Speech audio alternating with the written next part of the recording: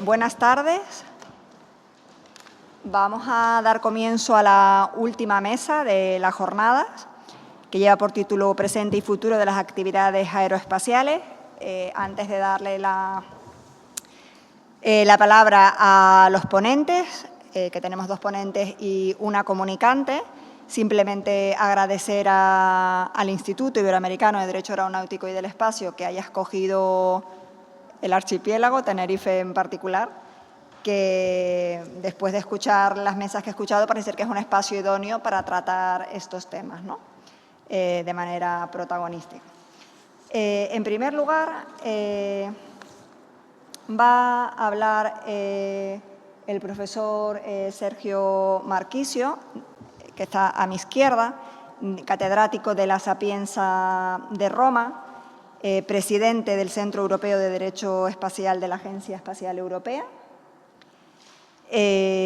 Además es experto jurídico en el Ministerio de Asuntos Exteriores de Italia, delegado de Italia ante COPUOS. Bueno, tiene un amplio recorrido, múltiples agencias y grupos internacionales de trabajo de derecho del espacio, pero yo quiero destacar que encontré que ha sido premiado por la Academia Internacional de Astronautas y también por el Instituto Internacional de Derecho del Espacio, pero también en materia de derechos humanos, con lo cual vemos que el profesor Marchisio no solamente mira al cielo, sino que también tiene los pies en la tierra. Su ponencia es Evolución de las aplicaciones espaciales y desafíos para el derecho espacial. Cuando quiera, tiene la palabra. Cuando era joven conocí a Juan Manuel Faramiñán y juntos iniciamos, bueno, él ya estaba en el board del Centro Europeo de Derecho del Espacio y yo me agregué en aquel momento. Él era socio fundador de esta institución, yo me agregué poco después. Y cuando era joven teníamos muchas ocasiones y oportunidades de hablar de cosas del derecho del espacio, que a la época estaba algo un poco, como me decían, bueno, un poco lejos de las más interesantes partes del derecho internacional. No le gustaba a nadie. Esto es la verdad, porque cuando el ministerio me pidió en 1996 de ir al comité jurídico, que aquí tenemos el presidente, Santiago Rimpol, bueno, nadie quería ir a este comité porque decían, ¿pero qué es este derecho del espacio? Derecho de las actividades espaciales, son marcianos, ¿de qué se habla de todo esto? Eran otras las prioridades de los internacionalistas. Bueno, a lo largo de esta experiencia, al COPUOS y en otros lugares, he aprendido de que en realidad el derecho de las actividades espaciales es un poco algo muy mezclado, no es solo derecho internacional.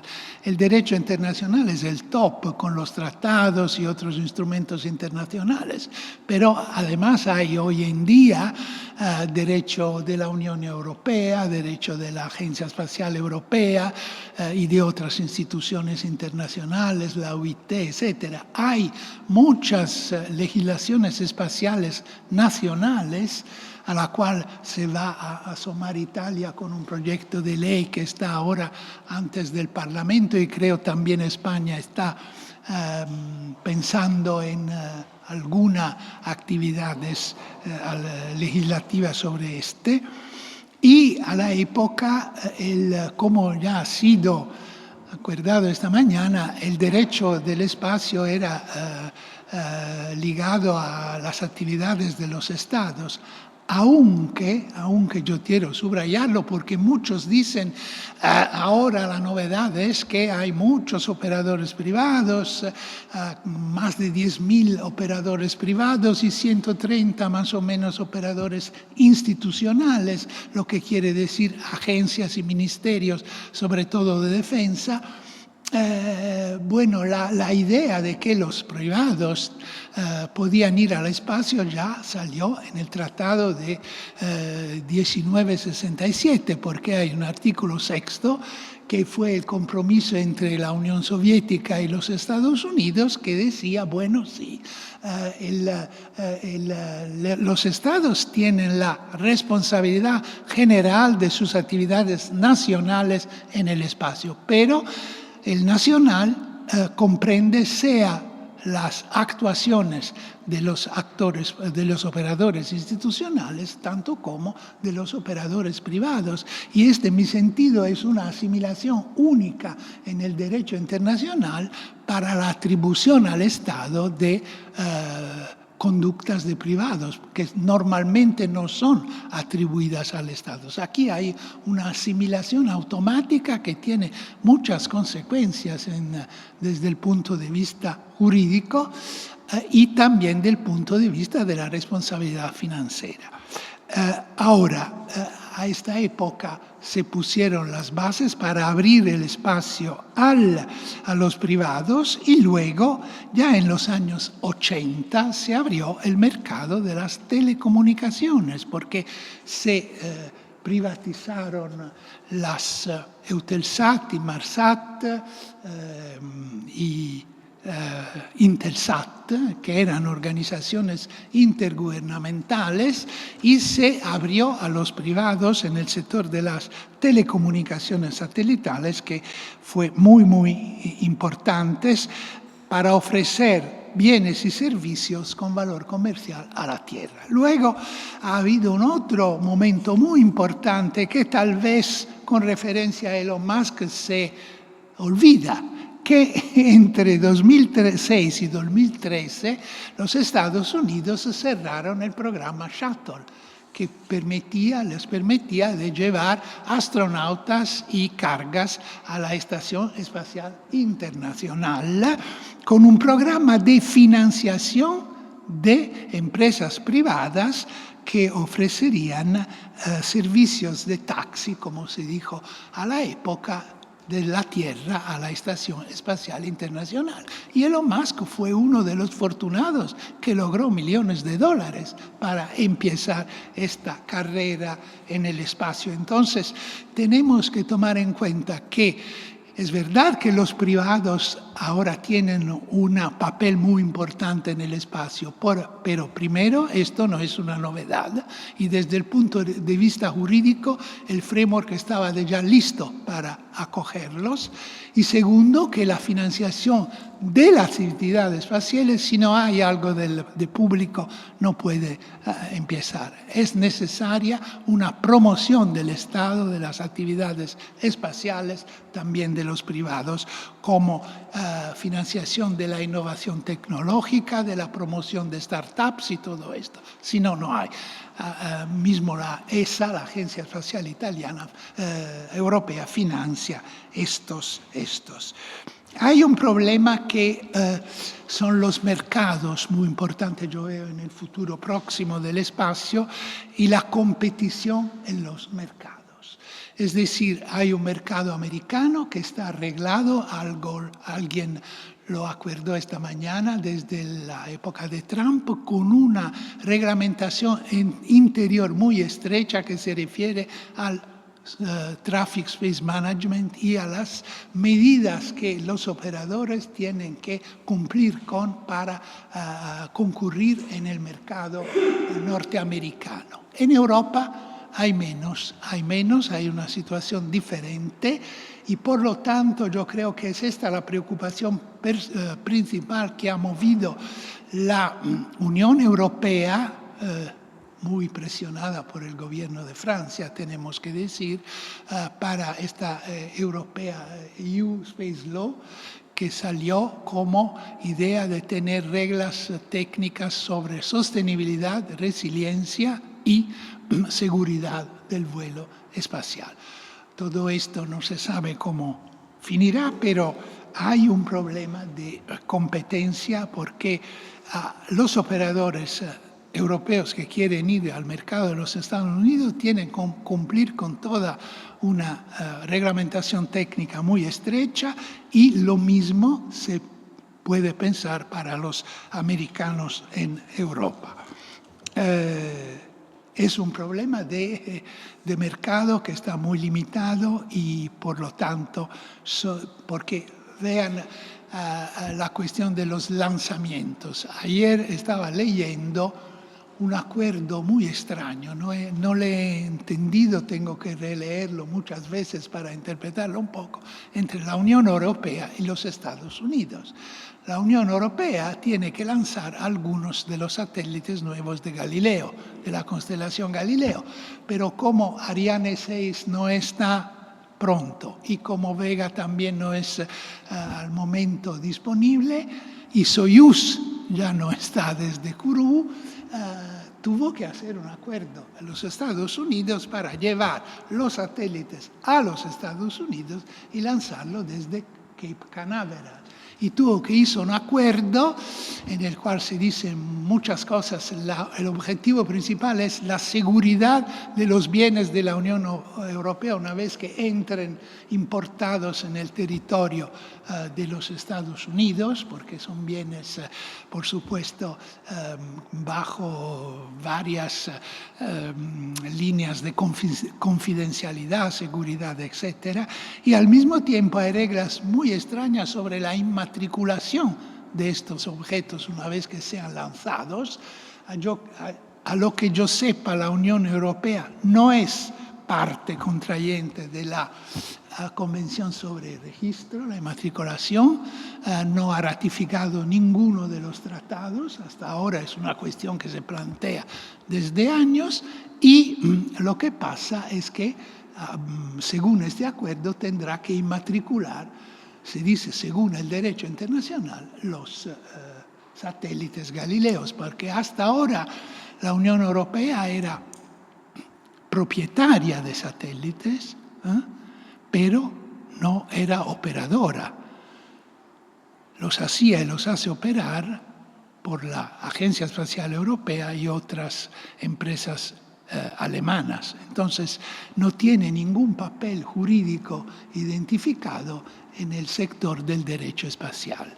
Y es un problema abierto. Y el otro es sobre la responsabilidad. Si acaso pasa algo, daños, etcétera, la Unión Europea se obliga a, por supuesto, a hacer frente a todos los daños, etcétera, sin ser parte de las convenciones de las Naciones Unidas que reglan la cuestión de la responsabilidad por daños espaciales.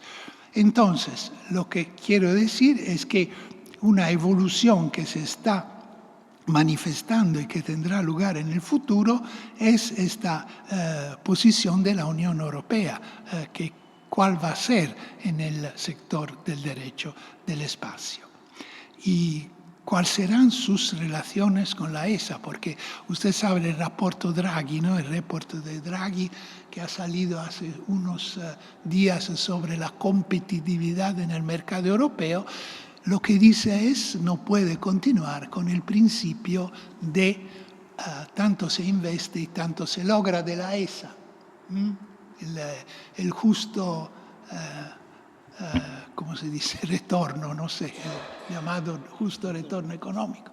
Pero yo no creo que los estados europeos sean tan contentos con eliminar este principio particular de la ESA y aplicar el principio de la libre competencia de la Unión Europea. Hay todo esto,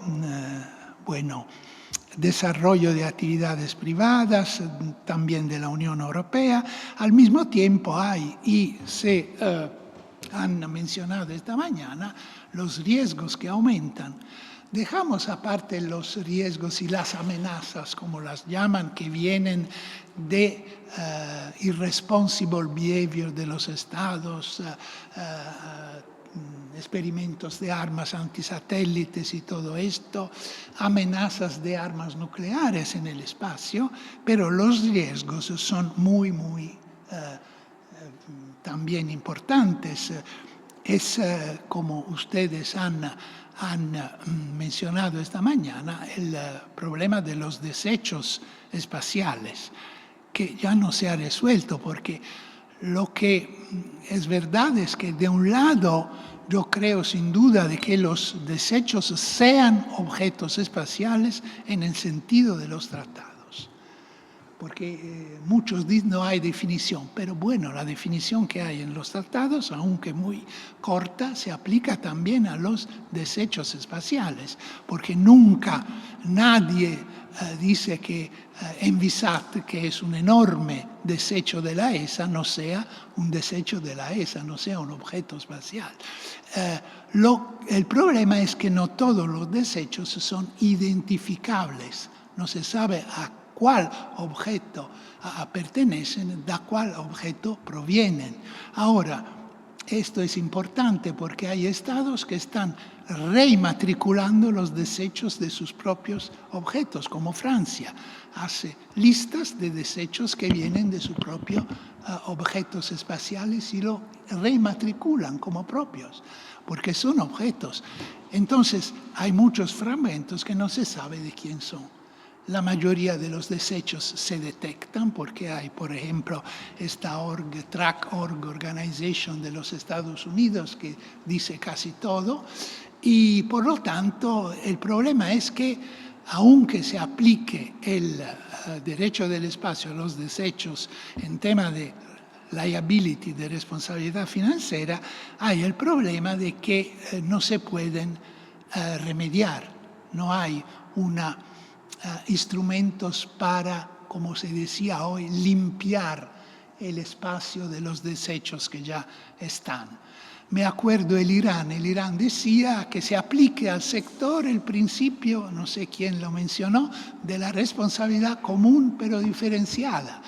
Quien los han hecho lo tienen que limpiar, pero nadie lo aceptó, este principio del derecho ambiental, si acaso es un principio realmente existente en el derecho espacial.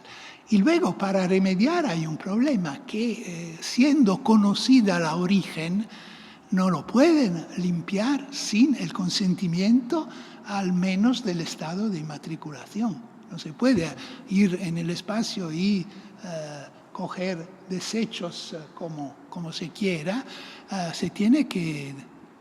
se tendría que haber el consentimiento del estado de matriculación. Tal vez es diferente el estado de matriculación del operador y del propietario. Hay personas que son propietarias de satélites según el derecho interno de su propio estado, pero que no aparecen en el punto de vista de la operatividad espacial, son los operadores. Entonces, hay un montón de problemas, aparte los problemas de la seguridad, porque son las operaciones de proximidad. Si usted va con armas robóticas o todo esto para limpiar desechos, hace conductas que son pueden ser vista muy mal para otros. ¿Qué está haciendo este satélite con armas cerca de mis propios satélites? Hay un problema de transparencia muy importante y de información. Ahora, por la perspectiva legal, desde el punto de vista general, el tema que quiero mencionar es el tema de que los tratados hayan envejecido.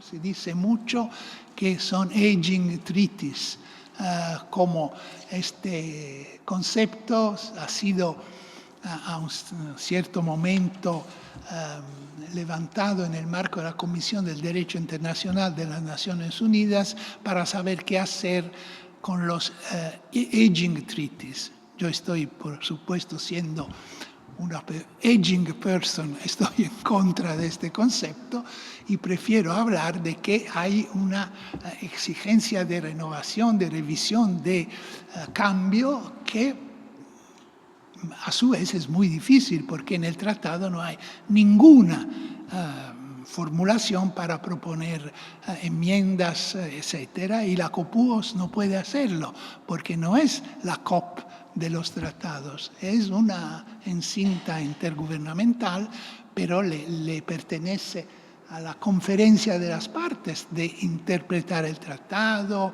y acaso proponer enmiendas. Me acuerdo que todas las resoluciones de las Naciones Unidas que se refieren a los tratados tienen un preámbulo que dice: esta no es una interpretación auténtica de los tratados ni una propuesta de revisión. Punto. Hay partes a los tratados que no son partes al COPUOS y al mismo tiempo miembros del COPUOS que no son partes a los tratados. Entonces, ¿cómo hacen? Esto es importante y yo creo que por lo tanto soy favorable al desarrollo de estos instrumentos no vinculantes, que son una práctica sucesiva a los tratados muy importante y aunque no sean vinculantes, dan una idea de cuáles son las tendencias en la interpretación de ciertos artículos. La otra medida son las legislaciones nacionales, porque a través de las legislaciones nacionales se pueden transformar en obligaciones para los operadores, indicaciones que son solo recomendatorias a nivel internacional, como las sobre la mitigación de desechos espaciales. Las leyes internas, muchas ya contienen normas sobre la sostenibilidad y la imposición de algunos requisitos a los operadores para que al momento en que piden la autorización para actuar en el espacio, presenten a la autoridad nacional competente planes para la mitigación de los desechos. Entonces, es una cuestión que se puede resolver muy bien a 2 minutos y creo. La cuestión de las leyes nacionales. Hubo un tiempo en que muchos estados veían la ley espacial nacional como una sorta de status symbol. Tenemos que tener una ley nacional. En realidad hay estados que largamente no la han tenido. Francia hasta 2008 no ha tenido y era un estado de lanzamiento. Italia no la tiene todavía. ¿Por qué? Porque nuestra industria es casi toda manufacturera. No tenemos muchos operadores privados en el espacio. Y el primer objetivo de una ley espacial nacional es de autorizar, acorde al artículo 6 del Tratado del Espacio, los operadores privados, que tienen que ser autorizados. No pueden ir al espacio sin tener una autorización previa de los estados. Y todo teniendo en cuenta este punto, se puede decir también que muchas otras cosas se arreglan, digamos, progresivamente. Es una otra cuestión. Bueno, puede saltar todo en el sentido de que lo que pasa en el mundo hoy, guerras, derecho internacional humanitario que no se aplica, el otro, podría un día venir alguien a decir el derecho del espacio, no se aplica, y he visto con terror a Elon Musk al comicio de Trump que tenía una camiseta donde decía Occupy Mars. Ahora, Occupy es contrario al artículo 2 del tratado que dice la ocupación está prohibida como forma de... Entonces, ¿cuál es la intención de los Musk una vez que Trump salga nuevamente a la presidencia? ¿Ir a Marte para ocuparlo? Esto sería completamente inadmisible, pero como saltan muchas cosas, podría ser que también va en el olvido. Y por lo tanto, yo creo que tenemos que continuar haciendo referencia a estos principios que están en los tratados, que aunque sean un poco envejecidos, son, digamos, muy importantes para el desarrollo de las actividades espaciales y para el mantenimiento de la paz en el espacio como en la Tierra. Gracias.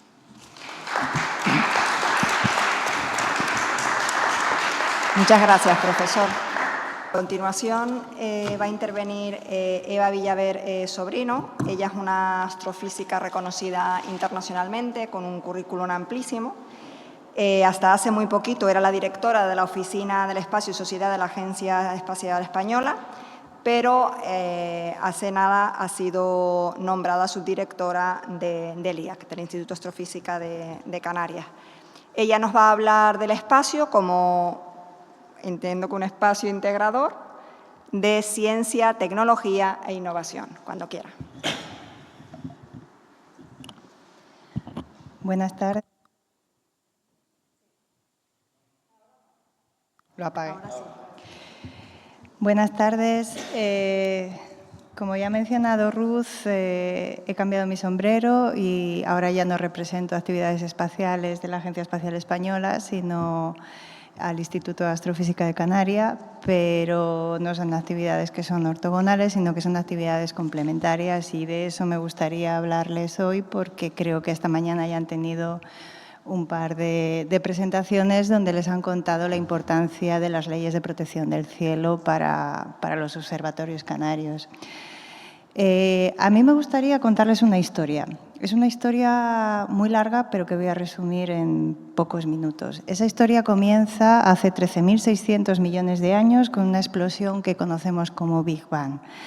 A partir de ahí, una singularidad, empieza todo, empieza el espacio, empieza el tiempo y empiezan a forjarse los elementos químicos que luego han evolucionado para construir a todo, absolutamente todo lo que nos rodea, desde las estrellas, las galaxias, hasta el material del que estamos hechos, esta mesa, este agua, etc. Nacen las primeras estrellas, se forman las primeras galaxias, aparecen los planetas, ahora sabemos que existen planetas orbitando la mayor parte de las estrellas ahí fuera. Sabemos que nuestra galaxia es grande, pero sabemos que hay miles de millones de galaxias ahí fuera, similares, más jóvenes y más viejas que la nuestra. En resumen, hemos hecho un mapa del espacio-tiempo que nos ha permitido colocarnos en el universo, saber de dónde venimos, intentar aprender de dónde vamos. Y una de las preguntas fundamentales es si estamos solos ahí fuera, ¿no? Parte de las actividades espaciales que llevamos a cabo construyendo telescopios es intentar aprender parte de lo que les estoy contando. Les he hecho una historia muy breve, pero hay muchas cosas que no sabemos. Tenemos grandes preguntas y grandes incertidumbres. Por ejemplo, no sabemos qué es la energía oscura, no sabemos qué es la materia oscura. No hemos encontrado todavía un planeta como el nuestro orbitando una estrella como el Sol. No sabemos de qué están hechas las atmósferas de la mayor parte de los planetas, solo podemos ver los grandes. Y así sucesivamente. Sabemos que hubo un periodo de gran inflación al comienzo del universo, pero no conocemos los detalles. Sabemos muchas cosas, pero tenemos grandes interrogantes. Y para responder a estas preguntas construimos instrumentación muy cara comparada con qué, dirán algunos, es muy barata comparada con la mayor parte de las actividades humanas. Los telescopios que construimos y que lanzamos al espacio se pueden medir, a mí me gusta medirlos en unidades de rotondas, por ejemplo, y son 2 o 3 rotondas. O sea, realmente son cacharros baratos. O sea, cuando pensamos en kilómetros de autopista, pudieran pensar, pues es a lo mejor pavimentar cientos de kilómetros de autopista. No, los instrumentos que construimos y que lanzamos al espacio equivalen a pocos kilómetros de carretera, por ejemplo. Entonces tenemos que... la película de Transformers, a mí me gusta mucho compararlo con la película de Transformers. Es lo que cuesta una película, un telescopio como James Webb, básicamente. O sea que para responder a todas estas preguntas que les he contado y muchas más, porque lo estoy resumiendo en muy pocos minutos, tenemos que construir instrumentación, lanzarla al espacio, y eso nos permite tener ojos, abrir los ojos a ventanas que no podemos tener desde Tierra. Por ejemplo, James Webb nos permite observar en el infrarrojo lejano, que es un rango de energía al que somos completamente ciegos desde la superficie de la Tierra. O sea, por mucho que queramos ver lo que puede ver James Webb, no podemos. Tenemos la atmósfera que no nos permite ver más allá. Lo mismo con otros rangos de energía, rayos X, rayos ultravioleta. Por eso construimos telescopios espaciales y los lanzamos ahí fuera. Pero hay muchas cosas que no podemos hacer desde el espacio o que son complementarias desde Tierra. Y ahí es donde necesito su ayuda, porque ustedes son los que regulan, ustedes son los que nos ayudan a hacer leyes. Y en esa línea quisiera comentarle, creo que ya se lo han comentado, por ejemplo, que las actividades espaciales, en particular los lanzamientos de las constelaciones de satélites, están teniendo un impacto medible muy fuerte en la actividad de los observatorios terrestres. ¿Por qué? Primero, porque están aumentando el brillo superficial del cielo. O sea, para poder ver, para poder responder a las preguntas que les he planteado, necesitamos tomar datos del cielo, necesitamos que esos datos se colecten con telescopios que son muy grandes y esos telescopios tienen que recoger luz muy débil que ha viajado muchos millones de kilómetros a través del universo, muchos millones de años luz. Son medidas muy delicadas, son objetos extremadamente débiles y las constelaciones de satélites son una amenaza para la actividad de los observatorios de tierra. O sea, eso es así, lo estamos midiendo y lo estamos constatando. ¿Cómo lo estamos corrigiendo? Pues con instrumentación, con software, pero nos está costando dinero ya. O sea, eso es algo que ya nos está costando dinero. Y también otra consecuencia fundamental es las franjas de radiofrecuencia a las que estos satélites están trabajando. Son a menudo franjas donde nuestros instrumentos de tierra tienen asignadas esos rangos para poder… O sea, no es que estén asignadas, es que es donde el universo emite la señal. Si lo que diseñamos es un telescopio en tierra que está diseñado para poder medir esa señal y poder entender el universo en sus diferentes facetas y tenemos señal de las constelaciones de satélites que están sobreponiéndose a esa señal, primero estamos ciegos y segundo no vamos a poder responder a muchas preguntas acerca de absolutamente todo. O sea, nuestro conocimiento empieza a estar limitado por una actividad que no está siendo regulada y que podría regularse de una manera efectiva. O sea, no es una cuestión de que no se puede hacer, se puede hacer. Se puede hacer, lo que pasa que como somos una comunidad pequeña, se puede hacer en conjunto. O sea, podemos hablar con la gente que diseña los satélites para que los construyan de manera que no afecte la actividad de los observatorios de tierra. Se puede legislar, se puede hablar con los astrónomos, que aunque somos una comunidad pequeña, tenemos un impacto en otras actividades.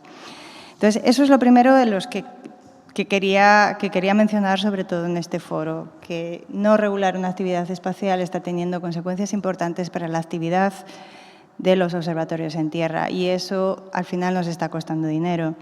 Pero no solo eso, sino que nos está costando conocimiento. Estamos empezando a ser ciegos en determinados rangos simplemente porque no podemos verlo y no vamos a poder verlo desde tierra. Y eso es importante saberlo. Pero por entrar en una línea un poquito más positiva, porque al final el espacio tiene muchas patas, y una de ellas, por ejemplo, es la innovación. O sea, la innovación es muy importante en actividades espaciales y, claro, todo lo que se innova hay que regularlo porque es nuevo.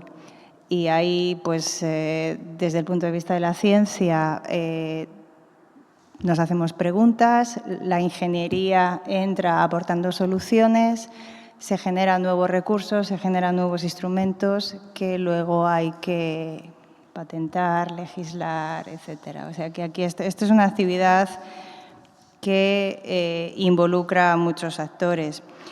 Y la innovación en espacio es fundamental para mantener competitividad y liderazgo en el ámbito aeroespacial. O sea, gracias a actividades derivadas de la innovación aeroespacial se ha mejorado no solo la eficiencia, sino la eficiencia de las misiones espaciales, sino nuestra propia vida. Nuestro día a día es mejor porque tenemos una actividad espacial. O sea, todo lo que tiene que ver, por ejemplo, con la observación de la Tierra nos ayuda. No solo aquí tenemos un caso muy reciente del volcán de La Palma o el incendio que hubo aquí en esta isla el año pasado. Entonces, toda la actividad aeroespacial de observación de la Tierra nos puede ayudar a controlar los incendios, a ver la evolución de una actividad volcánica. También ayuda con cultivos, etcétera, etcétera. O sea, eso por mencionar una parte. Pero hay otra parte también que es fundamental para nuestro día a día y que muchas veces ni somos conscientes, y son las aplicaciones de los teléfonos móviles, que absolutamente todas llevan aplicaciones que nos permiten movernos de manera sencilla. Si se apagan los satélites mañana, yo creo que la mitad de la población europea no sabría ni cómo llegar a su casa. O sea, y eso creo que tenemos que tenerlo en cuenta. O sea, el espacio no es algo que está ahí fuera, el espacio es algo que está en nuestros bolsillos. Está en nuestros bolsillos y la innovación espacial al final acaba permeando campos tan diferentes como las telecomunicaciones o la biotecnología. O sea, por ejemplo, a mí me gusta mucho contar cómo a partir de software que se ha desarrollado para intentar detectar intentar detectar estructuras muy débiles en imágenes astronómicas, ese software ahora mismo se aplica a las técnicas de detección de cáncer en hospitales. O sea, porque son técnicas de imagen que luego tienen una aplicación directa en mejorar nuestra vida.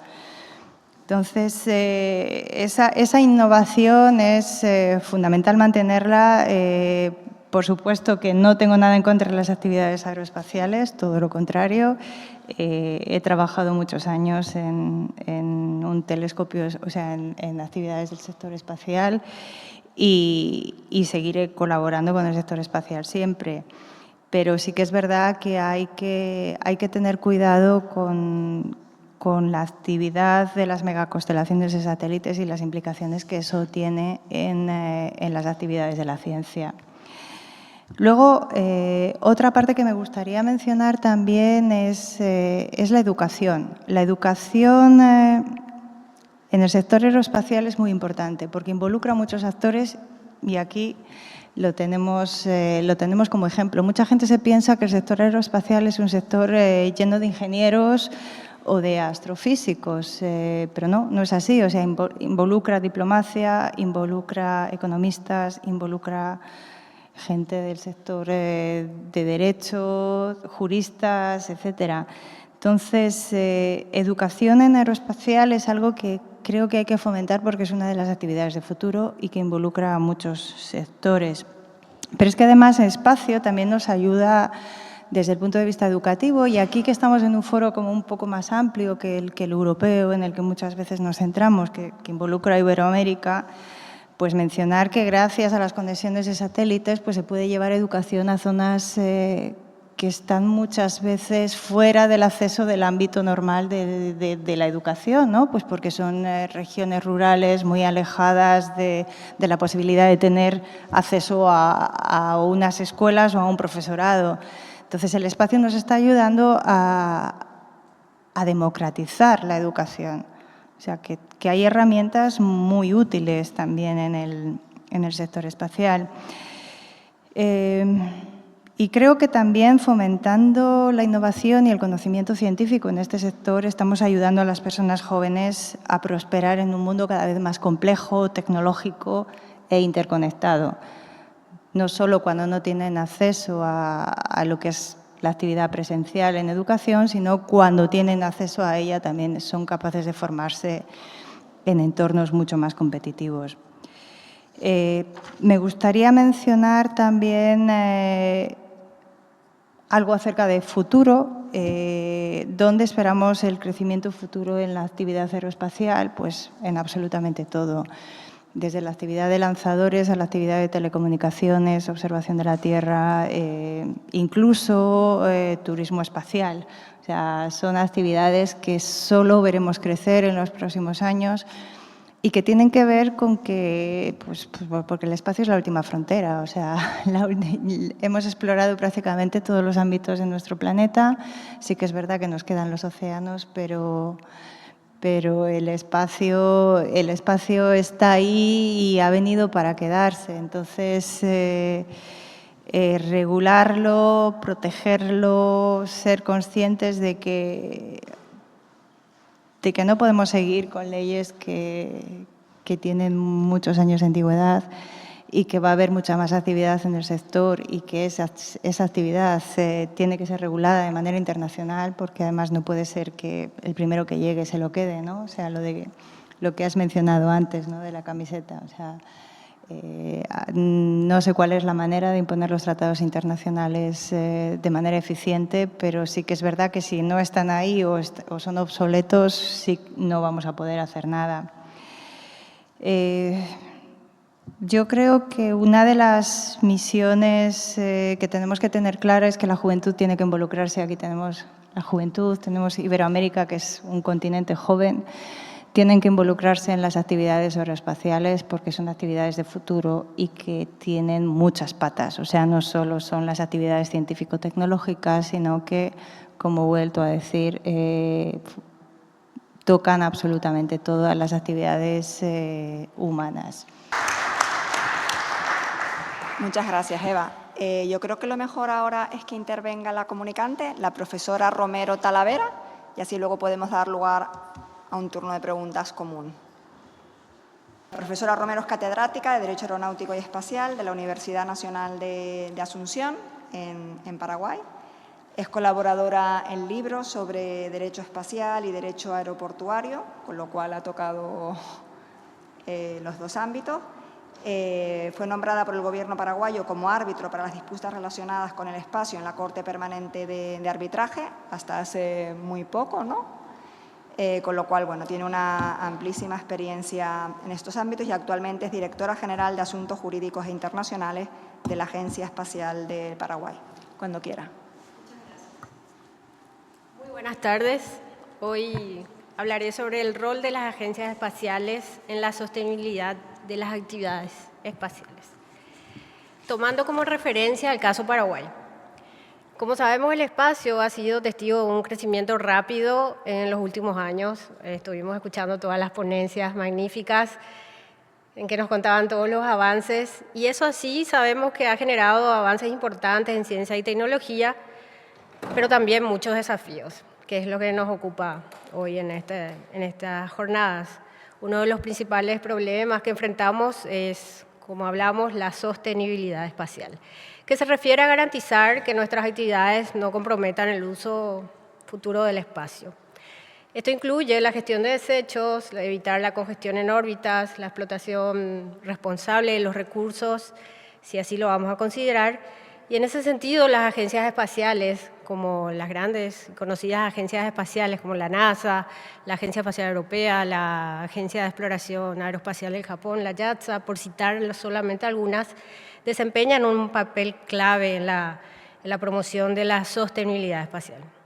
Estas agencias han desarrollado programas, como nos estuvieron ilustrando los ponentes, sobre la reducción o la mitigación de desechos espaciales, el fomento del uso responsable de los recursos, la promoción de acuerdos para el uso pacífico y seguir con todos los instrumentos internacionales con los que contamos hoy en día. A pesar de los desafíos que enfrenta el entorno espacial, hemos visto también que hay todo un acercamiento a las grandes oportunidades. Como señalaba recién, muchas agencias espaciales y empresas privadas están desarrollando esas tecnologías y ese creciente interés en la exploración espacial está abriendo nuevas oportunidades. Bien, países y empresas privadas están invirtiendo en tecnologías para aprovechar recursos como agua o minerales en la Luna o en los asteroides como una gran meta y una gran misión, con el fin de utilizar las misiones espaciales. Si logramos desarrollar o elaborar inclusive marcos legales y éticos adecuados, estas actividades podrían generar nuevas oportunidades económicas para países emergentes, como el caso de Paraguay, que ha tomado pasos significativos en este tema, en lo espacial, desde el año 2014, cuando se crea y nace la Agencia Espacial del Paraguay, y recién 3 años después, para relatar un poco cómo fue la vida institucional de la Agencia Espacial, en el 2017 empiezan las actividades administrativas. Y en 2019 ya Paraguay cuenta con una política espacial. La Agencia Espacial del Paraguay nace con el propósito y con un objetivo que es entender, diseñar y proponer programas y políticas en materia espacial y aeroespacial crear conciencia, sobre todo en Paraguay, sobre la importancia y entender de que se estaba disfrutando y aprovechando los beneficios del espacio sin conocer los alcances. Entonces, esta agencia espacial nace con ese propósito como órgano rector técnico en esta materia para hacerle entender y crear conciencia en Paraguay.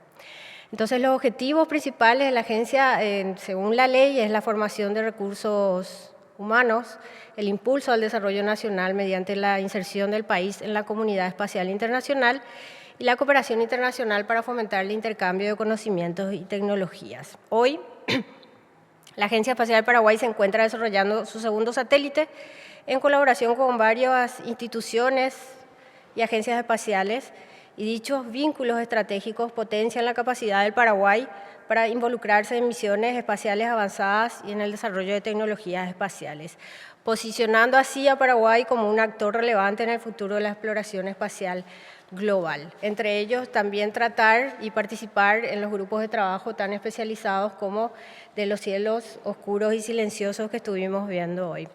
Entonces, en ese sentido, el Paraguay busca aprovechar el espacio como una herramienta para el desarrollo socioeconómico, respetando siempre los principios de sostenibilidad y uso pacífico del espacio.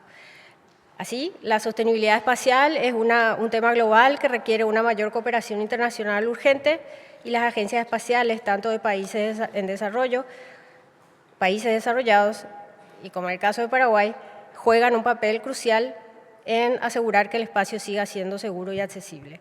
El camino hacia la sostenibilidad es largo, pero es esencial que trabajemos juntos para enfrentar los desafíos como la gestión de desechos y tantos otros temas que nos están trayendo a estas jornadas para tratar entre los grandes especialistas que nos acompañan hoy. Eso es todo. Muchas gracias. Abrimos entonces ahora un turno de preguntas. Buenas tardes. Yo quería hacerle una pregunta al profesor Marquisio acerca de si todavía sigue el fuego amigo dentro de la Unión Europea a la hora de promover todos los desarrollos reglamentarios y poder tener una única voz ya por una vez para poder competir con Estados Unidos en una posición de fuerte a fuerte. Sí, por favor. Sí. Bueno, el fuego amigo, usted se acuerda de cuando se habló de fuego amigo después de 15 años de trabajo sobre una iniciativa de la Unión Europea en el ámbito de la política exterior común y de seguridad. 15 años de trabajos juntos, los Estados miembros, hicimos la conferencia final para intentar aprobar el Código Internacional de Conducta sobre Actividades Espaciales, 2015, en Nueva York, a las Naciones Unidas. Y bueno, yo era presidente de esta sesión, entonces me tocó mucho la intervención de Bélgica, que al final dijo, pero ¿a qué sirve este código? Y se lo preguntó en una sesión en la cual había más de 100 estados, con Rusia y China, que no tenían ninguna intención de dar su consentimiento a un código que tenía en el párrafo 4 una fuerte invitación a los estados a no hacer experimentos de armas antisatélites, ASATs, productivas de desechos espaciales de larga durada. Y, por supuesto, el hecho de que un Estado miembro de la Unión Europea preguntase una cosa parecida era muy, muy negativo en este momento, porque después de 15 años había tenido que entender cuál era la razón de este código. Era una iniciativa que ha abierto las puertas para muchas otras que hay hoy, declaraciones unilaterales a las Naciones Unidas, la primera comisión sobre este fenómeno de los ASATs y muchas otras, pero al tiempo era como yo decía, algo que hacía salir de la mente de algunos estados cuáles eran sus posiciones, como China. China estaba cerrada en la idea de que todo lo que era militar era prohibido en el espacio y decía que no podían tenerse actividades militares en el espacio, aunque las que estaban legitimadas desde el empiezo, algunas de ellas, por supuesto, no las agresivas, y Rusia que decía, bueno, esto es un código que no es vinculante, ¿a qué sirve? Nosotros tenemos un proyecto de tratado vinculante, ¿por qué no aprobamos el tratado vinculante?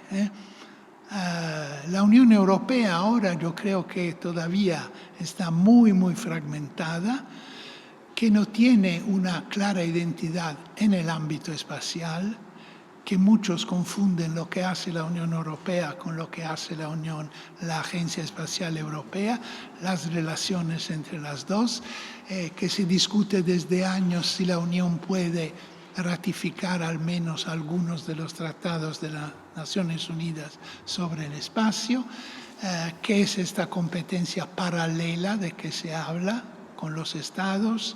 Paralela quiere decir que son líneas que van en la misma dirección pero nunca se tocan.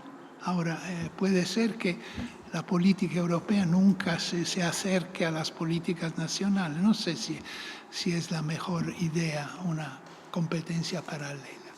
Y hay mucha competencia en Europa entre los estados en el sector espacial, muchísima. Entonces, espero que las cosas vayan mejor en el próximo futuro, pero tengo algunas dudas. Quería preguntarle al profesor Marchisio si puede brevemente ilustrarnos cómo es su pensamiento sobre todo este proyecto que se dice, ¿no?, de esa nueva legislación espacial europea. ¿Qué puede intuir? Si está de acuerdo, porque está siendo muy discutida, de que hasta qué punto hay base jurídica para hacer esto o no. Brevemente, si nos podría comentar. A Eva, me gustaría preguntar, esta mañana se ponía de manifiesto la existencia, digamos, de esa comunidad de la gente de la astronomía, y es verdad que a veces pensamos siempre en ese científico profesional, ¿no? Pero se nos hablaba de la importancia también, que incluso como lobby podía hacer la gente que es amateur, ¿no? Entonces, en este sentido, las relaciones, digamos, de la parte más científica con la de hobby funcionan, o sea, es un tándem que se entiende de cara, en este caso, a defender intereses comunes. Y para Eve, sí, me gustaría un poco saber, ya sea sobre sostenibilidad, dado que ella es parte integrante en este conjunto de países en América del Sur, ¿cómo ve la perspectiva de la integración, digamos, bueno, o de la idea, ¿no?, de trabajar, de cooperar juntos sobre el proyecto de Agencia Espacial Latinoamericana? ¿Cuál es un poquito la posición de Paraguay a este respecto? Gracias.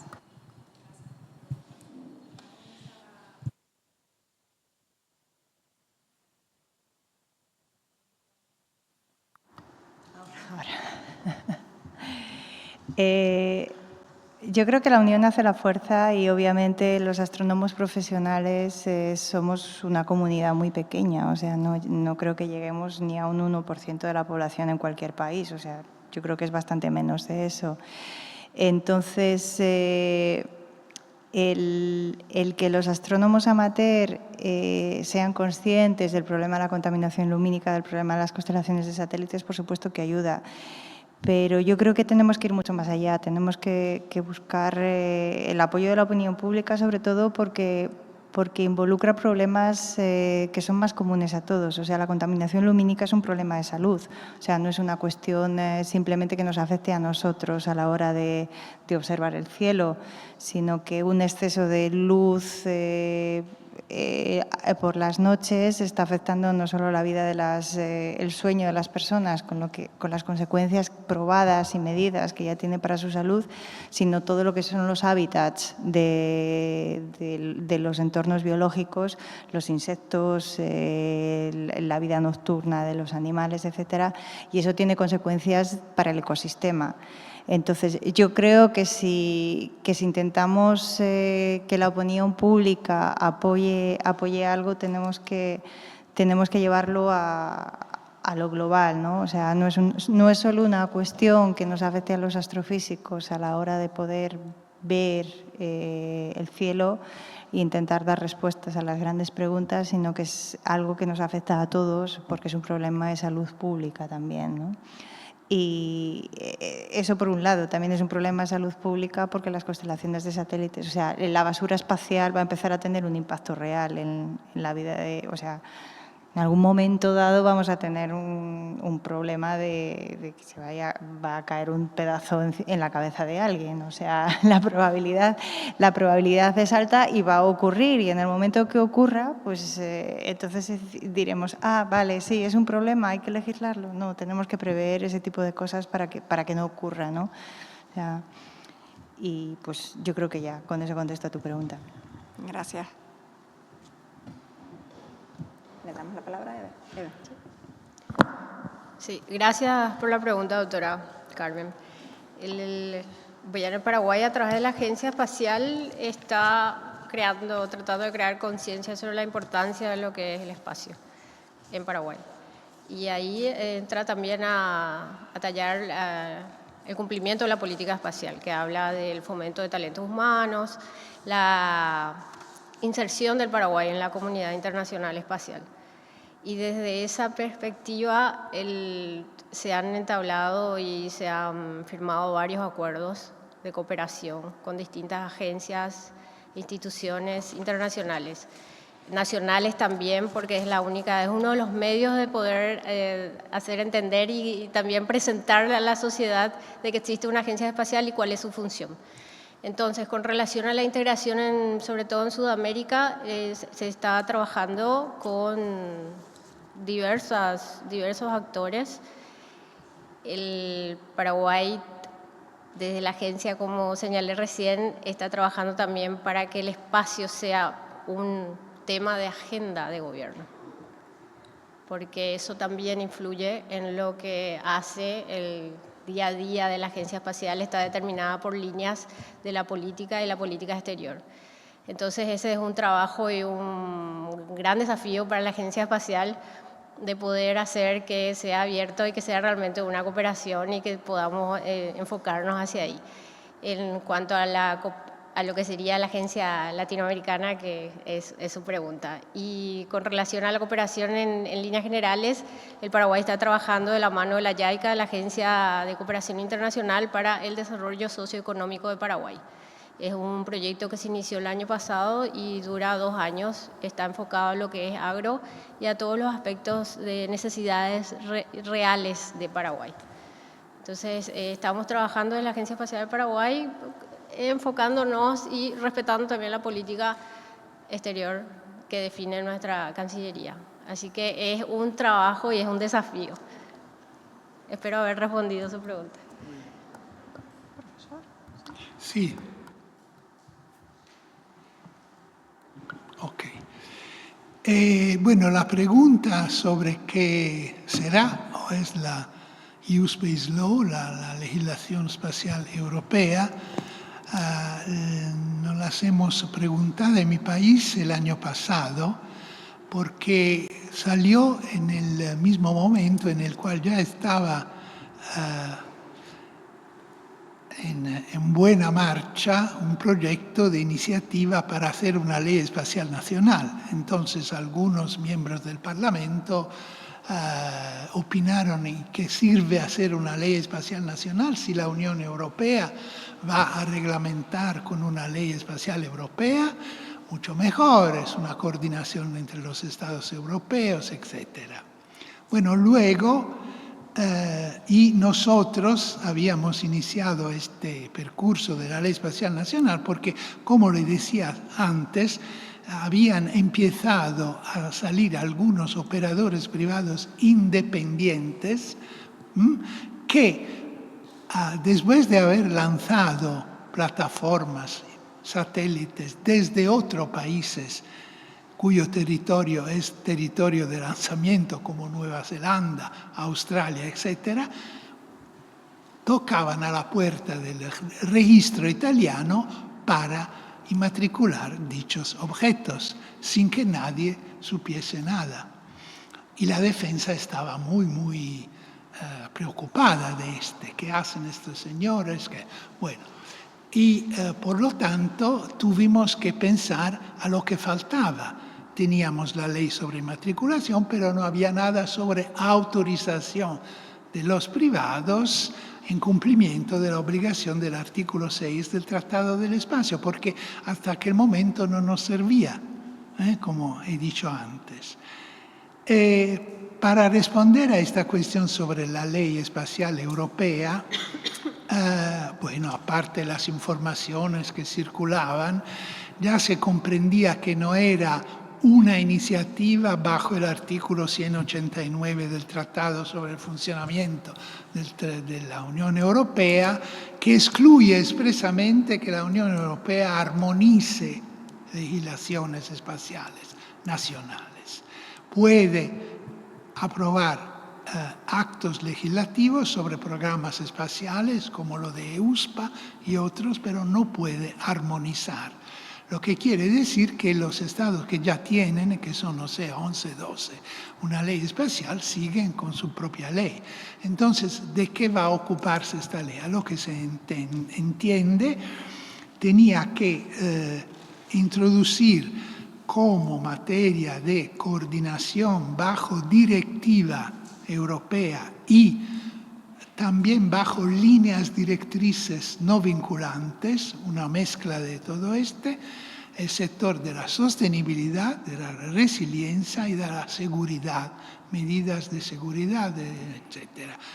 Basado sobre el artículo del tratado que se refiere al mercado interior, cuestiones de evitar la competencia desleal, no sé cómo se dice, bueno, y todo Entonces, al final hemos entendido de que no se iban a sobreponer las dos y por evitar el proyecto italiano hace referencia a la sostenibilidad, la referencia sin, bueno, diciendo muy poco sobre pero tomando en cuenta este aspecto. Y no sé si ahora van a tomar nuevamente, creo que sí, este proyecto y vamos a ver qué pasa. La siguiente pregunta que tengo es, ¿cómo podrían adaptarse a los conflictos que surjan por la explotación de recursos o en su efecto la minería de asteroides, queriendo algunos estados de gobierno explotar y utilizar el uso de recursos extraterrestres? ¿Y qué papel jugarían los derechos humanos regulando dichas actividades espaciales en un futuro que probablemente sea muy cercano, como el caso que comentó el doctor Sergio, que ocurra con Estados Unidos como quiera llegar a Marte? Y en su efecto también como ellos, aunque no hay pruebas 100% verídicas, pero ellos también asumieron el papel de que llegaron primero a la Luna. En su efecto, ¿qué actividades se podrían regular? Muchas gracias.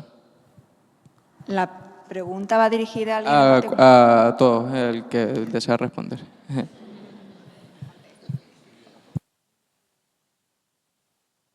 Para empezar. Bueno, yo estoy menos preocupado de esta cuestión de la minería que de otros aspectos, porque todo ha empezado desde tiempo, pero fundamentalmente el acta que realmente propuso la cuestión a la comunidad internacional ha sido la ley de Obama de 2015, la cual contiene algunas partes en las cuales se dicen que los ciudadanos americanos que exploren y exploten cuerpos celestes pueden tener derechos de propiedad, derecho de ¿cómo se dice?, de transporte, de muchos derechos de carácter privado sobre estos asuntos. Pero le tengo que decir que siquiera Trump implementó esta ley. No hay todavía en los Estados Unidos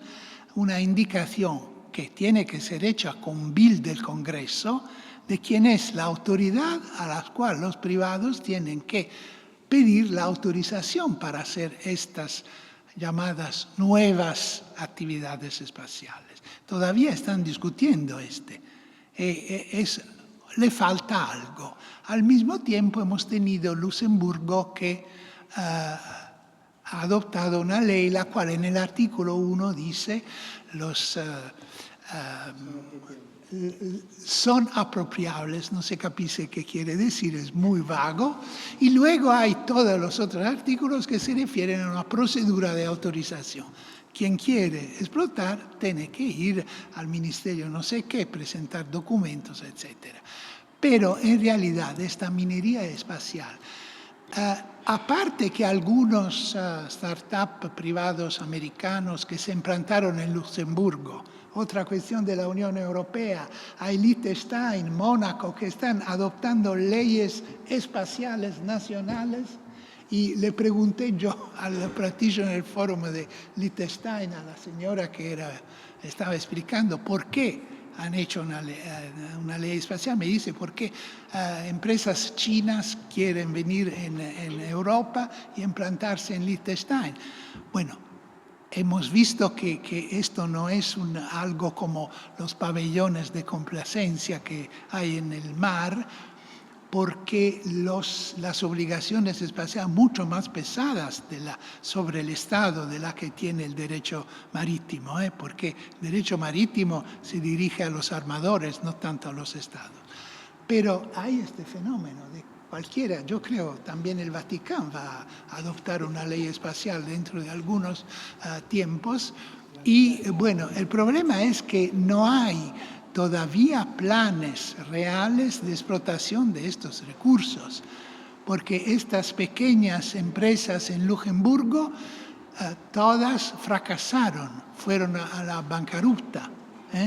Nadie investe ahora privadamente su dinero en una empresa cuyo objetivo es ir a un asteroide y sacar platino y otros, porque se sabe que es una empresa muy, muy difícil que requiere tiempo y en todo caso tendrá que ser autorizada por un Estado que se toma la responsabilidad.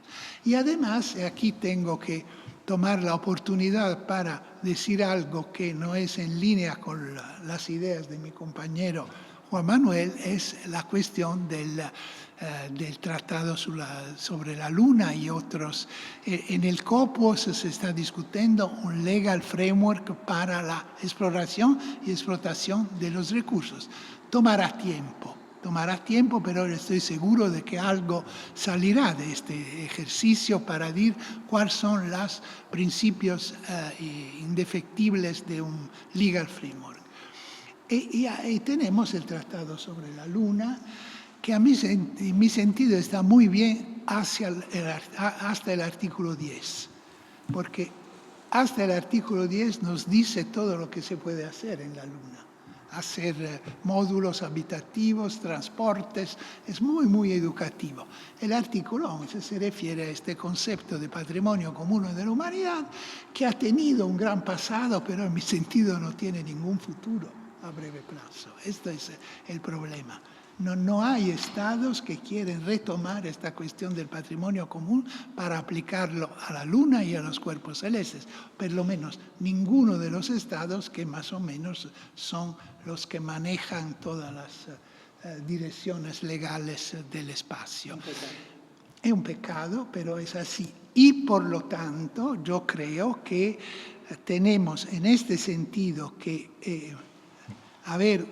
tener una mejor evaluación de los acuerdos multilaterales, aunque no vinculantes, que se están consolidando, que son el acuerdo Artemisia de un lado y el grupo de China del otro.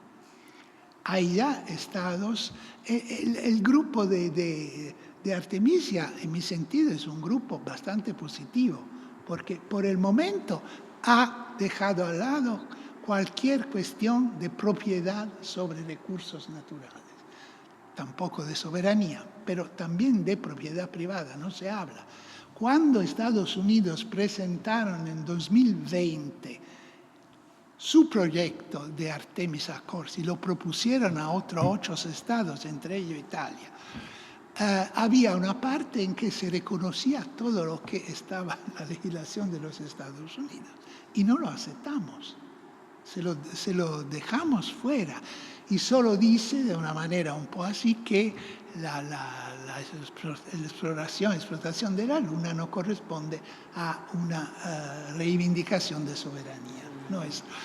Luego, lo que queda se está discutiendo. Hay un representante de España que viene a cada sesión del grupo, que está integrado por muchas personas y que habla desde el punto de vista técnico muy competente.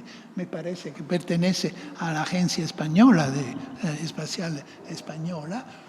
Y está elaborando el grupo de Artemisia una serie de documentos técnicos que son mucho más importantes de los legales en mi sentido, porque hay problemas a comprender cómo se hace a utilizar los recursos de la Luna, el rigolite y todo esto. Hay problemas técnicos que tienen que ser comprendidos antes de hablar de los problemas económicos, legales. Y en todo caso, los privados que en futuro irán a la Luna tendrán que ser en el contexto de la autorización de sus estados y bajo, digamos, ¿cómo se dice? El paraguas de su propio estado, ¿no? Autorizados. No es una cuestión de que lleguen así personas. Bueno, habrá un problema de coordinación de las actividades en la Luna porque cada uno tiene, no sé si el derecho, pero el interés a ir a la Luna, y entonces habrá probablemente una sobreposición de intereses, pero los lugares donde se va en la Luna tendrán que ser divididos de una manera o de otra, coordinados, ¿no?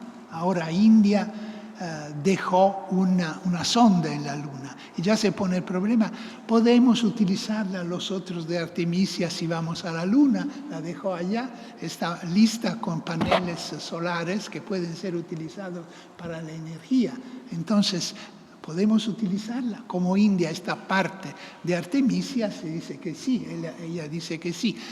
La China está en la otra cara de la Luna, la cara escondida, y esto es un problema porque allá hay un problema.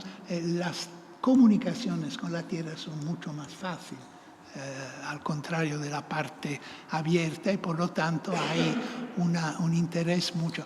Y en este sentido, en la COPOS se está intentando de haber este proyecto Atlas, propuesto por Rumanía, sobre una coordinación de consultación relativa a las iniciativas sobre la Luna. Y bueno, esperamos que salga algo de aquí.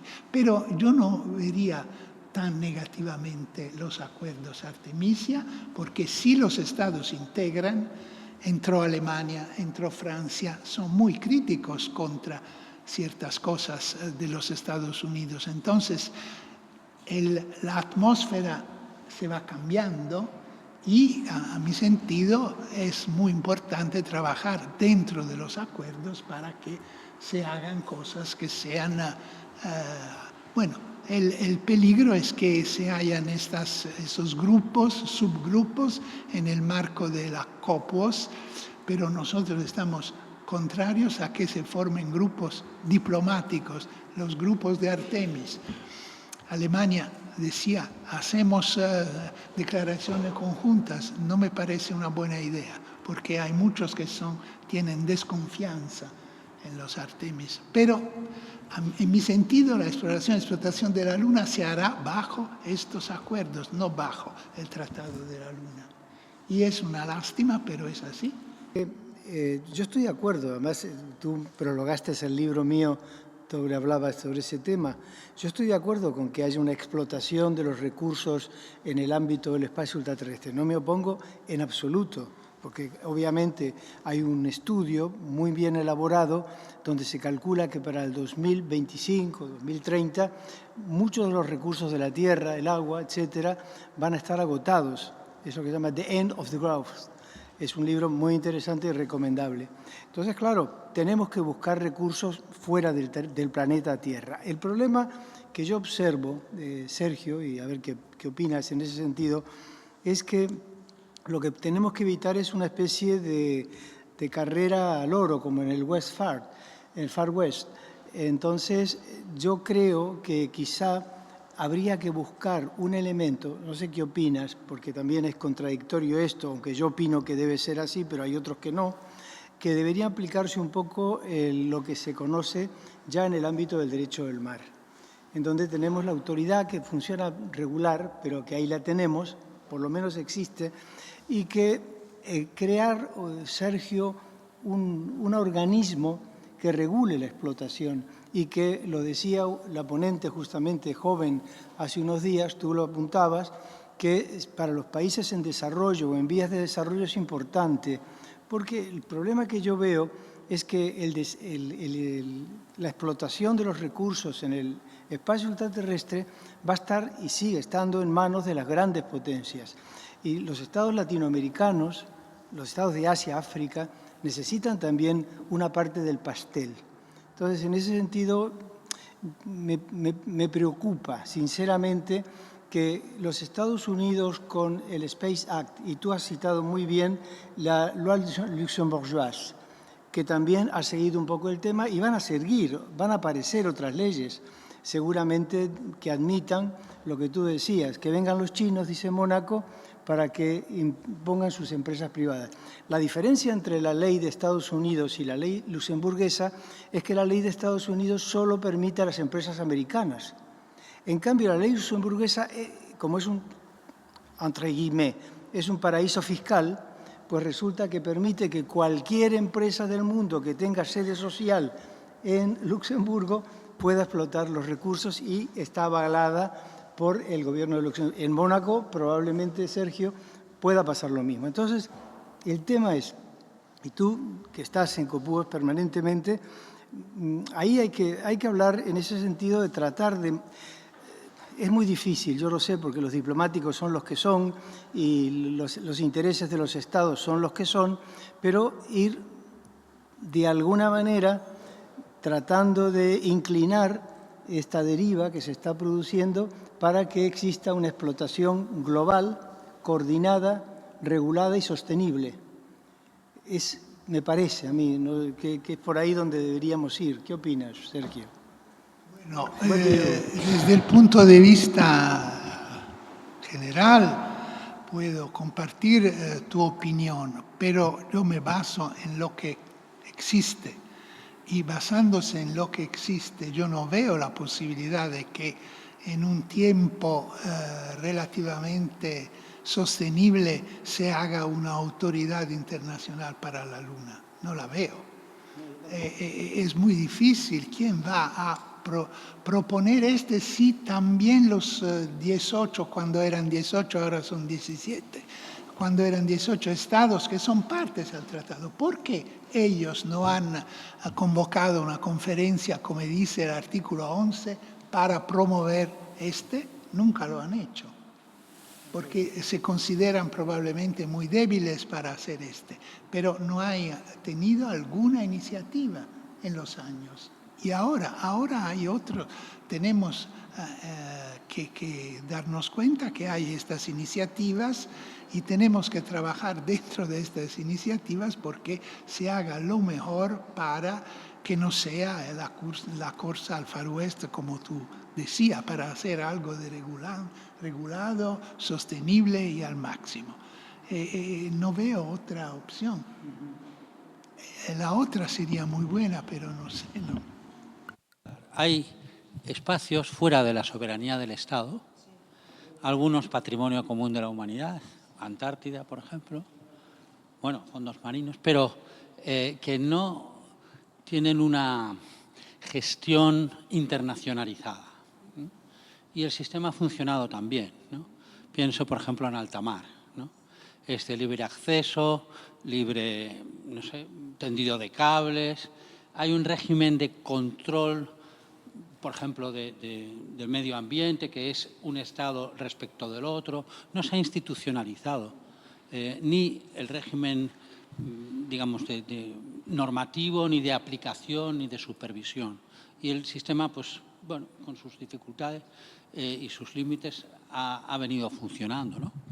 Entonces, bueno, es verdad que cuando en este marco general ha ocurrido que se acaba la pesca en no sé dónde, pues han surgido organizaciones, hemos creado organizaciones internacionales específicas con un régimen mucho más severo, pero bueno, eso ha sido en un momento posterior, ¿no? O el régimen del Tratado Antártico, en fin,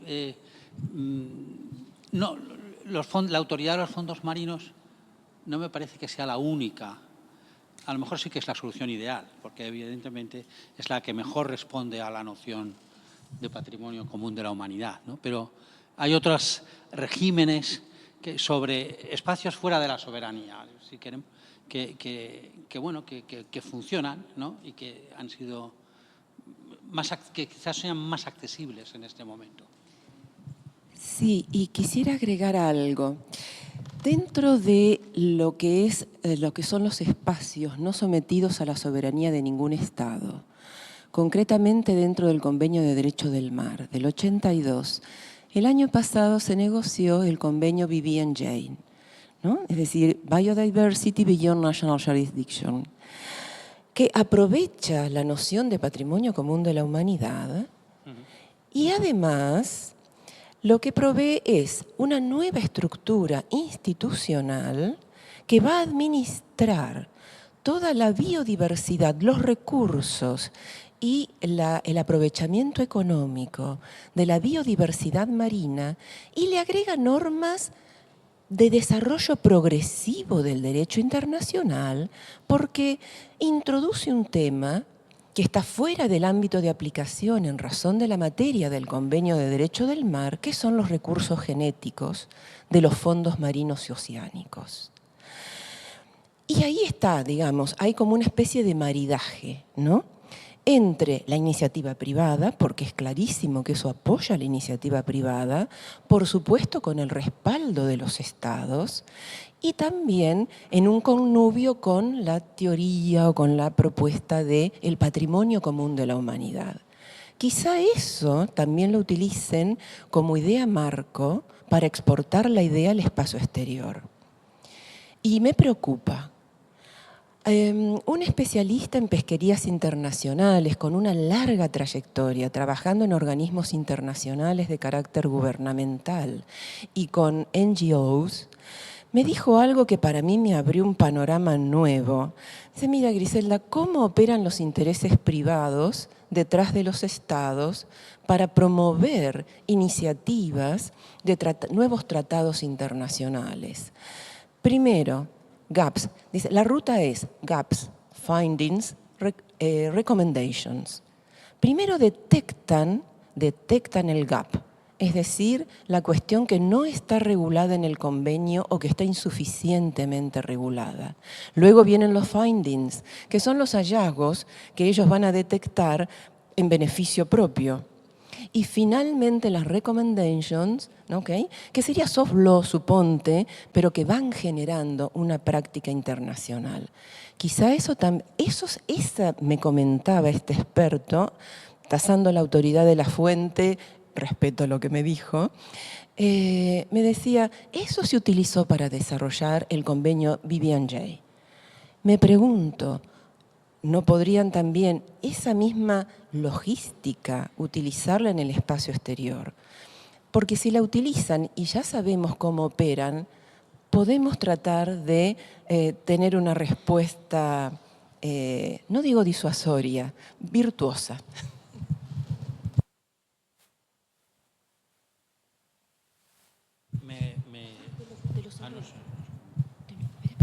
Hola. Pues recogiendo esto y volviendo un poco al tema que estábamos de gestión del tránsito espacial, ¿vale? Para mí, no sé, me corregís si no soy acertado, pero la impresión que yo tengo en Copúos es imposibilidad, innecesariedad de hacer un tratado multilateral, ¿no? Porque el problema no está tanto en el... o sea, eso está sobre todo en la supervisión del tráfico, más que la asignación de radiofrecuencias, etcétera, que todo eso está en otras organizaciones internacionales. Lo que necesitamos, dice Copuos, o yo lo entiendo así, son datos fiables que permitan pues no sé, a un objeto espacial conocer dónde está, las órbitas, si hay que modificar, digamos, la órbita, tener unos datos fiables casi en un momento real que permitan, en fin, a tomar lo que fuera.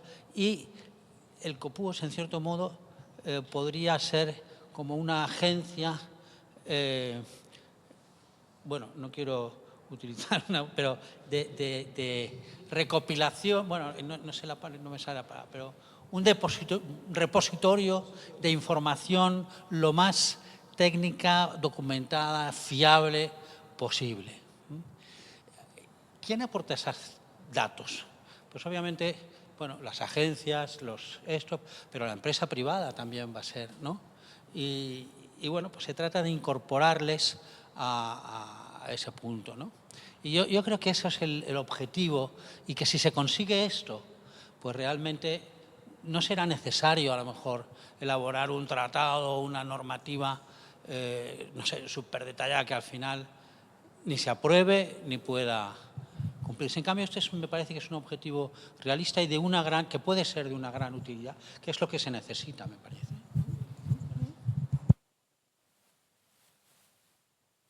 Bueno,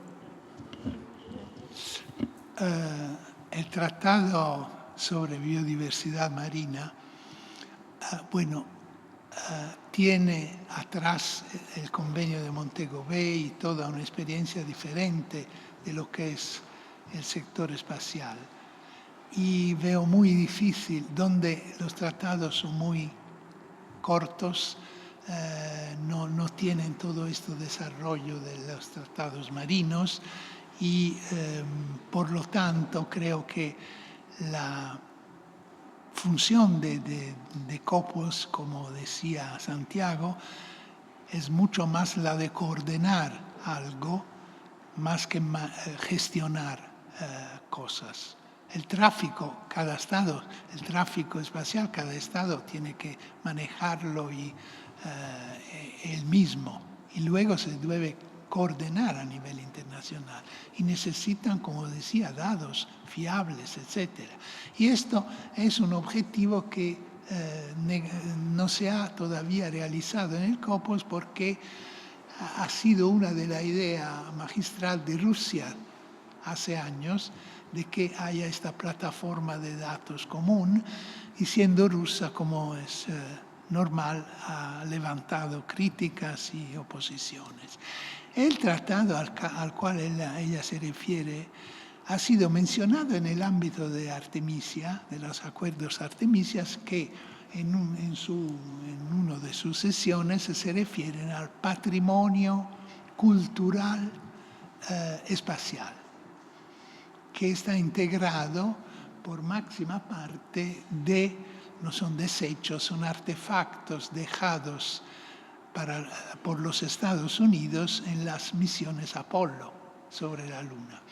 Entonces los Estados Unidos no quieren que se destruyan, quieren que se hacen como zonas protegidas en la Luna, y el único tratado que tiene un ejemplo de creación de zonas protegidas fuera de las jurisdicciones nacionales es este Tratado de Biodiversidad Marina, porque la Convención de París de 72 solo se aplica a zonas protegidas en el territorio de estados, no fuera.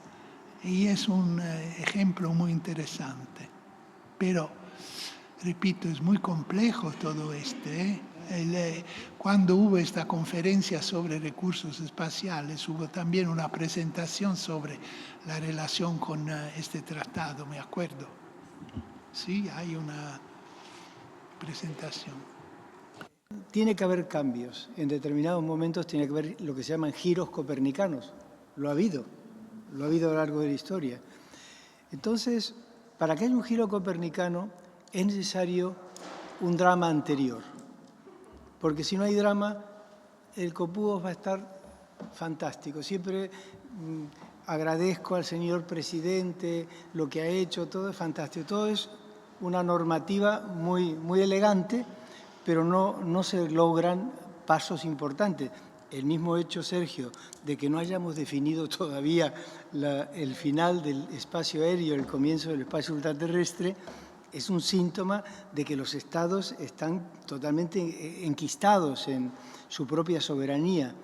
Entonces, el tema es que, como no tenemos un drama exterior todavía contundente, no hay cambio. ¿Por qué Jean Monnet logró hacer los Estados Unidos de Europa que él quería, y lo empezó por la parte económica, aunque en sus memorias habla de los Estados Unidos de Europa? ¿Por qué lo logró? Por el Holocausto, porque había habido un drama, y entonces ante un drama los seres humanos reaccionan. El problema es que yo creo que en el ámbito del espacio ultraterrestre, y ojalá me equivoque, si no hay un drama, realmente los estados no van a querer nunca hablar de patrimonio común.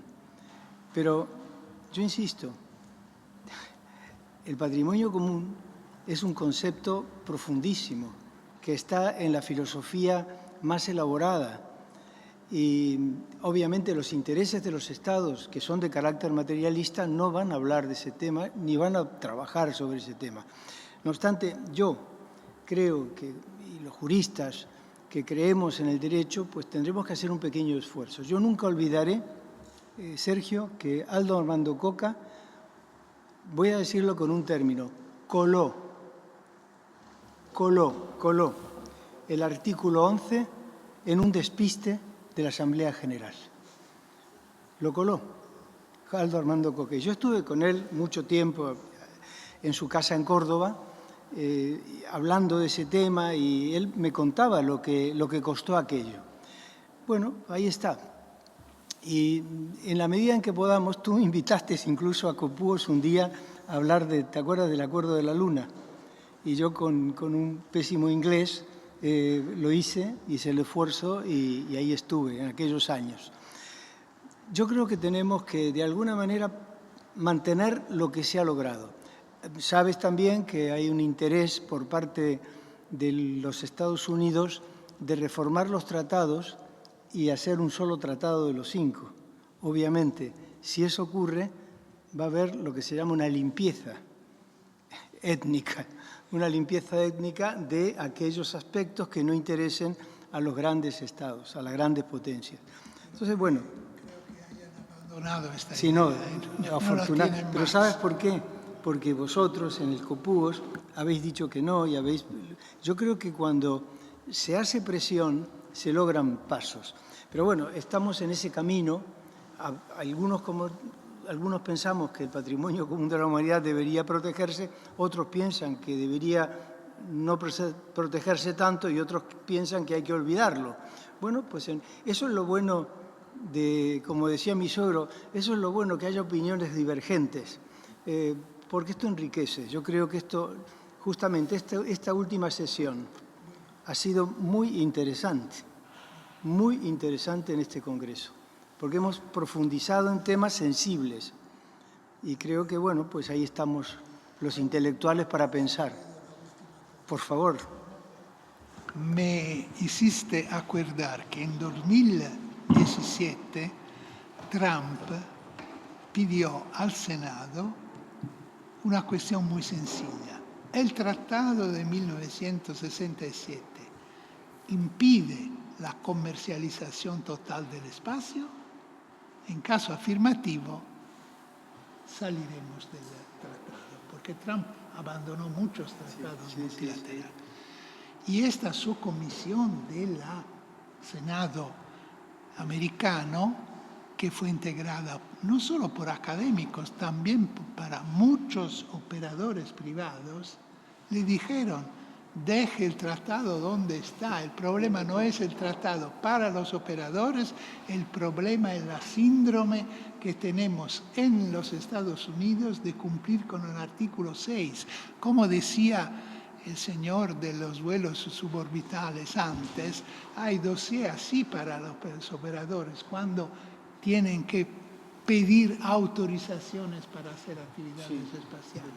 Y es una reglamentación talmente complicada, compleja, que por supuesto el miedo en mi sentido y la cursa de espacio como Far West sería si la abrogasen toda esta legislación. Entonces hay un pasaje que es la autorización del Estado, que es un pasaje muy importante y que muchos no ven, no sé por qué, no lo ven como un pasaje importante para evitar que el espacio sea yo creo que sería trágico si los estados eliminaran estas proceduras. Y, por ejemplo, algo muy burocrático, si te pongo una estampilla, está bien y te vas sin ningún criterio, nada, y eso sería para los operadores mucho más, por supuesto.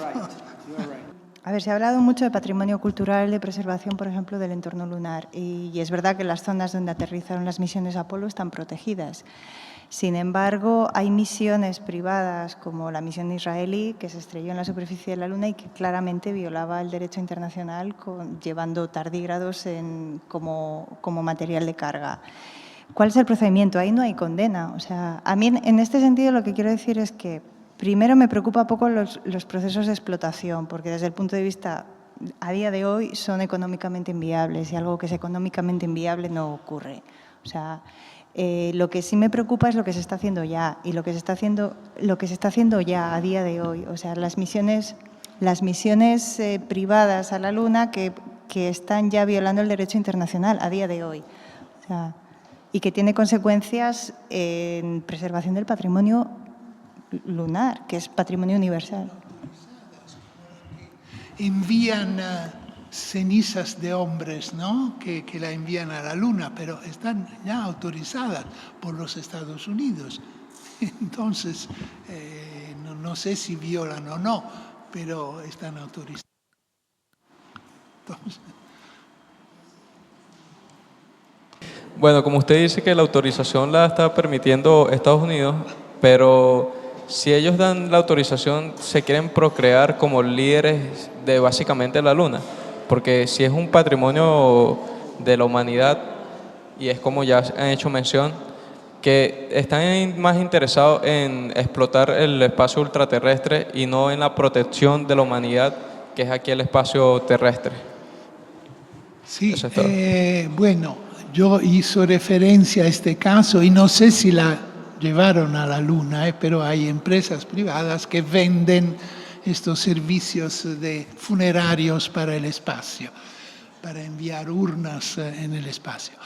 Pero yo sé que la NASA se quejó mucho de estas autorizaciones para las urnas funerarias en el espacio y sé también que cada día hay alguna multa, no sé cómo se dice multa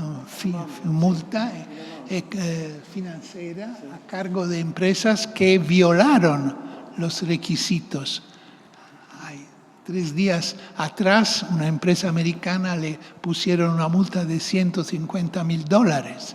Luego hay otros casos en que algunos se atrevían a ir sin autorización y los suspendieron. Swarm, una empresa que se llama Swarm no sé qué, americana, y no le dieron otra autorización para salir al espacio. Entonces hay un sistema también de control de todo esto. Pero que los estados tengan una mayor sensibilidad para los aspectos económicos, más bien que para los aspectos de protección del medio ambiente, etcétera, es una cosa que me parece muy, muy evidente.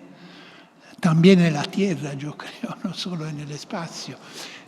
Porque, bueno, el medio ambiente hacía modas hace años atrás y ahora no, ya no hace tanto como en el pasado.